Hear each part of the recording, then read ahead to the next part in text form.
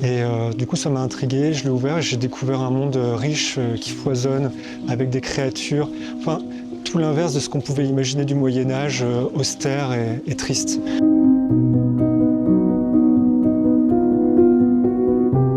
Bonjour, Jérôme Rasteau, je suis artiste peintre, invité à Saint-Antoine-l'Abbaye dans le cadre de la saison culturelle Autour de l'eau.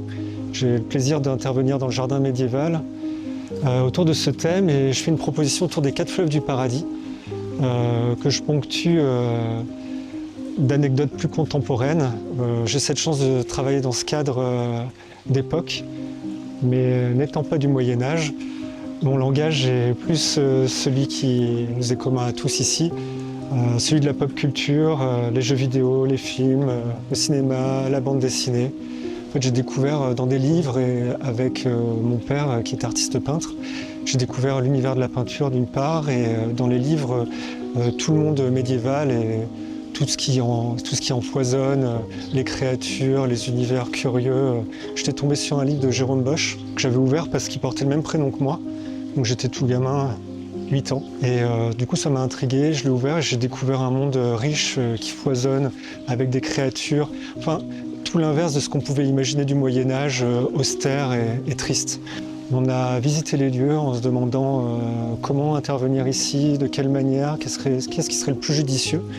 Et en fait, en arrivant dans le jardin médiéval, là où on se trouve, en fait, ça s'est présenté comme une évidence. Il y avait 3 fenêtres occultées, aveugles. Et du coup, l'idée, c'était de leur redonner vie. Tout est parti du jardin. Le jardin médiéval, en fait, c'est une évocation du jardin d'Éden. Du coup, comme on peut l'entendre en arrière-plan, il y a une fontaine.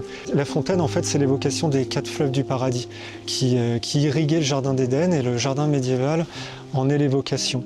Donc en fait, l'idée tout simplement, le fil conducteur avec le thème de la saison qui est l'eau, qui est l'histoire, c'était de parler de ces 4 fleuves du paradis, fleuves imaginaires, à moitié existants, comme le Tigre et l'Euphrate, et puis parler de ces imaginaires qui sont assez universels en fait, qu'on retrouve dans toutes les cultures. L'eau, c'est une problématique que l'homme a toujours eue, quelle que soit l'époque, quel que soit le lieu où vous vous trouvez, on aura toujours cette problématique de l'eau.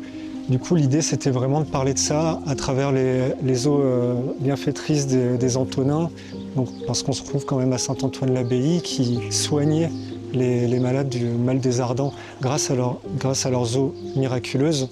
Créer sur l'eau, c'est aussi sensibiliser les gens à des problématiques ou à des questionnements qui sont universels et qui datent de la nuit des temps, en fait.